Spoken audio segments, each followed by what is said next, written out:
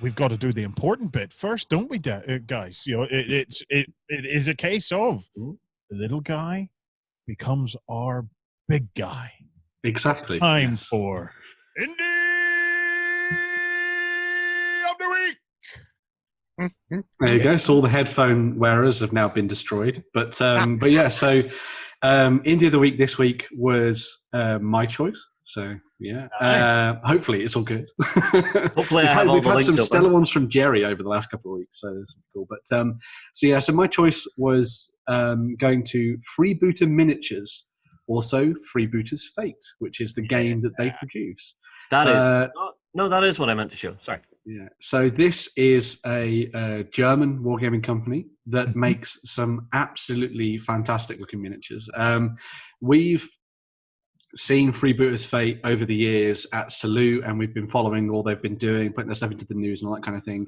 And it's an absolutely stunning range of miniatures that are sort of like based around the idea of fantasy pirate adventures on the tabletop.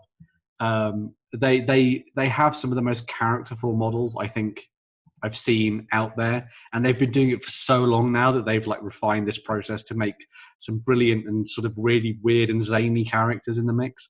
There's the kind of things that they do. So you've got like your kind of like traditional pirates and that kind of thing. And you've got things like the Amazonians, which you're seeing here as well.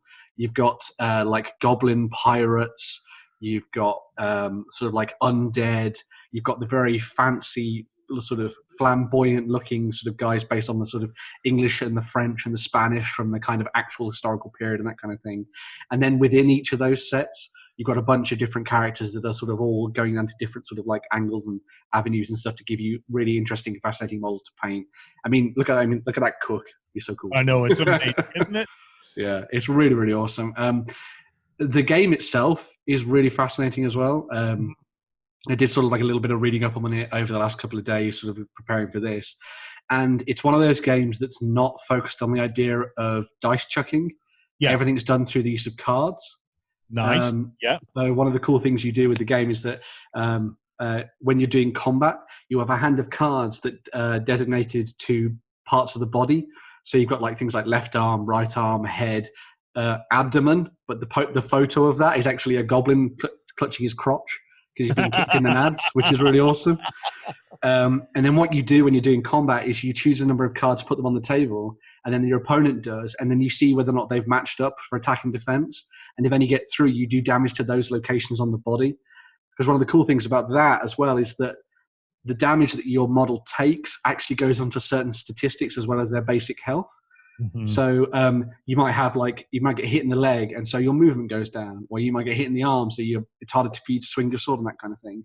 And that then links through to the whole tactical aspect of that part of the game, being when you're going to go and hit that sniper, he doesn't necessarily need to use his legs very often, but you need to go for the arms, so he's going to be protecting that. So it's all about playing those cards at the right time and trying to suss out what your opponent's going to do.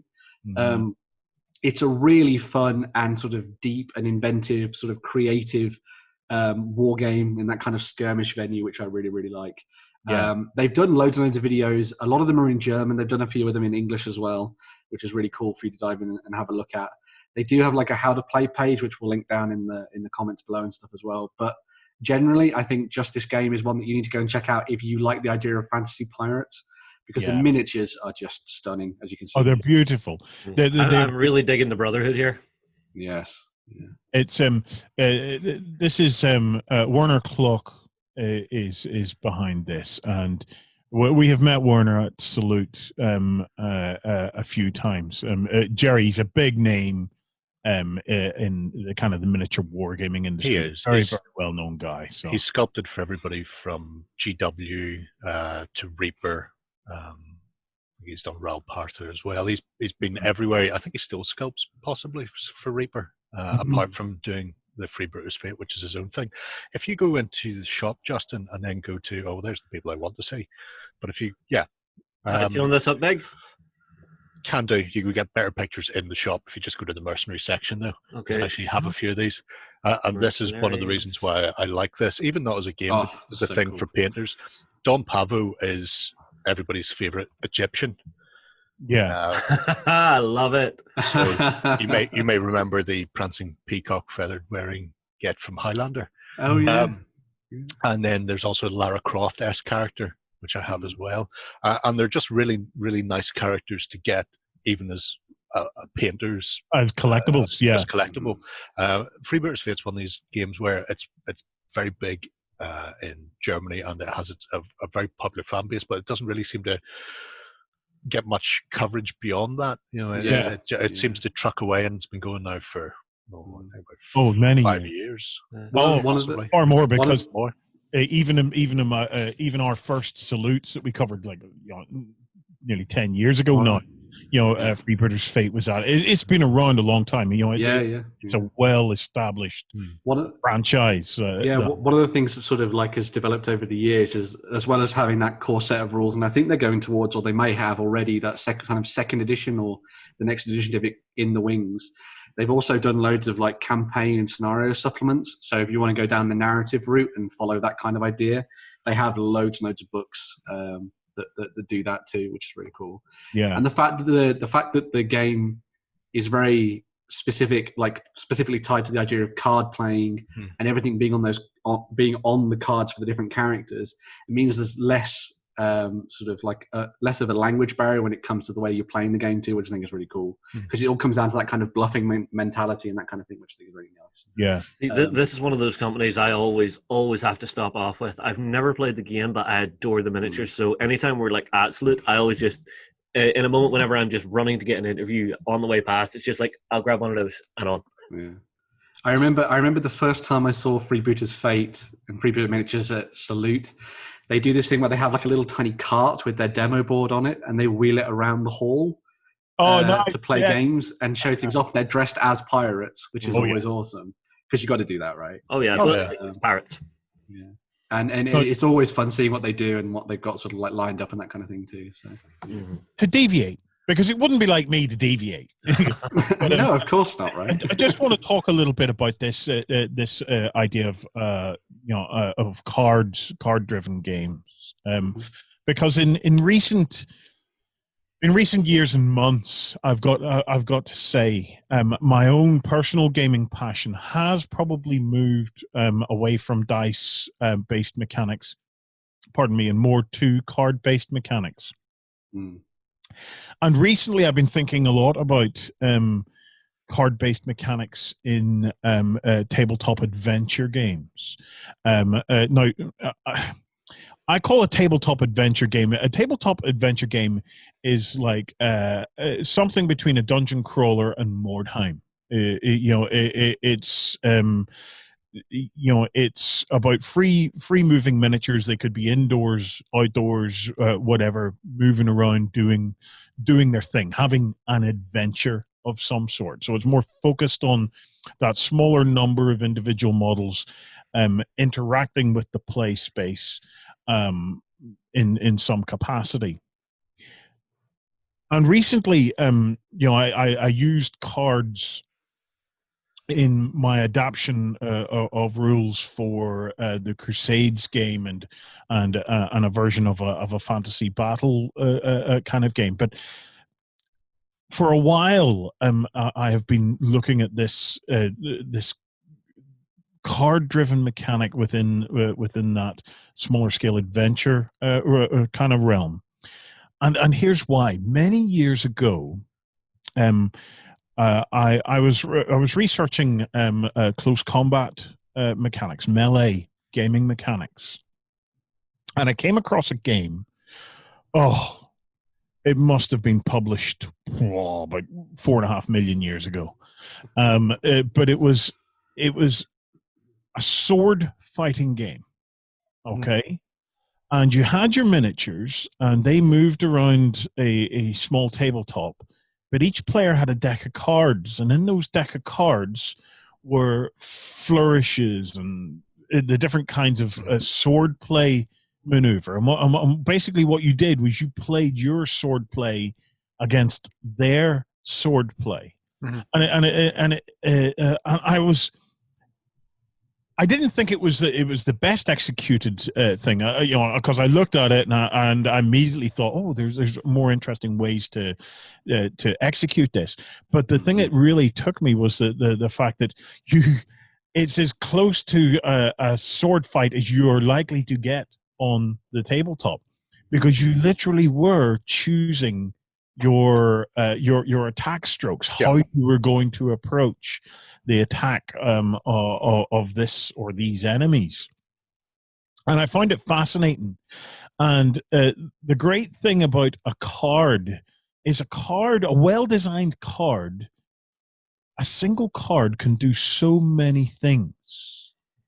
It can tell you what your defense options are. It can tell you what your attack options are.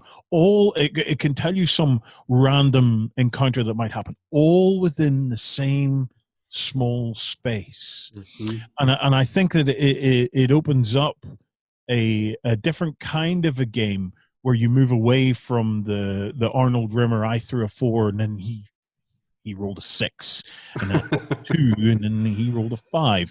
And I think it gives you a way to very, very narratively express. It's one of the things that I've always liked about the idea of cards in games, especially when seeing things like Malifaux and then in Freebooter's Fate as well, is that it kind of brings things in world, if you know what I mean. Yes. Like with Malifaux, it's all about that kind of the weave of the fates and sort of like pushing your luck. And so when you're drawing the cards, it's almost like you're doing like a tarot reading of the game, that kind of thing. And it sort of fits into the idea of the weird and then the sort of quirky of that. In Freebooters, they kind of tied all their artwork into the card design. And it also plays into the idea of, pirates love to gamble and bluff and outgun each other and that kind of thing. And so when you have cards used really well within a game setting, I think it really works nicely. And I think it would be really cool to see someone do something in the same vein as what you're talking about with that old game, like a sword fighting game. I'd love to see someone do like a proper swords and sorcery style game where you used cards in that way. I think that would be really fun. Yeah, well, it's like I said, it is something I enjoy exploring different kinds of game mechanics. Has Jerry does it, of course? Yeah. Jerry, have you found one? Can you tell us about that? So Moonstone, so I can see him. Yeah, Moonstone is a large-scale fantasy skirmish game. So these miniatures are closer to sort of 40 mil, but within the game, when you're fighting, and it's very whimsical, it's very Brian Froud. You've got goblins that look like this, fairies and all sorts, but they all have a specific set of attacks that they can use, and they're based on the HEMA, the historical medieval martial arts. The European, you may see them on YouTube or something where they're fencing or they're fighting with a longsword. So they're based on specific styles of sword play, and your character will go, you can have a high attack, a parry, a riposte, a special, blah blah blah, and then it will tell you what your defenses are, or the defenses may be set, so low guard, high guard, blocks. And when you're playing, when somebody comes to attack the attacker, like in fencing, the attacker attacks first and you choose your defense. Yes. Or you can choose to attack back, but it will have on the card, it'll go, you've chosen this attack, it's completely negated by this, this, and this block. Or if it's this block, then it'll get through, but maybe do limited damage. Or if it's this block, it'll completely get through. Or they may choose to attack back against you, and you'll both do equal damage or some variation based on that. So it is essentially the HEMA sword fighting. It works very well. It's interesting, but it's historically accurate, and then with a fantasy twist, because you can do those spectacular, flamboyant Ineo Montoya, Princess Bride style attacks, that shouldn't which exist. Again works within the world. But works within the world that Moonstone. they've built. Yeah. So it's a really nice little set where you do have that parry, thrust, riposte, or you can just go, I'm going down, but I'm taking you with me. The interesting thing about that, Jerry, is as well is let's take it to its basics, something that we all know: barbarian, dwarf, elf, wizard. Yeah.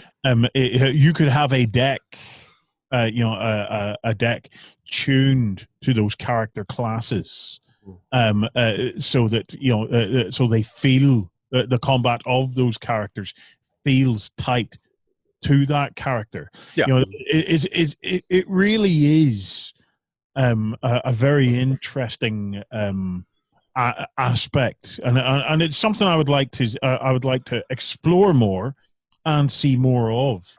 Well, there is one more, and it hasn't been mentioned. Myself and Jerry did a Let's Play for, which was Oathmark. Mm-hmm. And what it actually does is, so you've got a deck of cards that you can draw from during the round, but you can also roll dice. So it actually builds in sort of an inherent fairness. So if you know how many cards are in the deck and what's in the deck, as you're digging down through, you'll go, okay, was it not Oathmark? Oathsworn. Oathsworn, sorry, apologies. But you have that option to actually build yourself up and have your deck sort of ready for your big, flourish attack while you're working with the dice as well. Yeah. Jerry, are you having eye leakage issues? Hay fever? Yeah, I got a bit of grit in it about 3 days ago. And it's ouch. Yeah. Ouch. It's very painful. Right. Anyway, guys, Freebooter Miniatures. You can check them out at freebooterminiatures.de. I just want to point out as well that even though a lot of their stuff is there in German, they do have loads of boxes that are in English as well. So if the game does look good for you, then go and pick it up and check it out.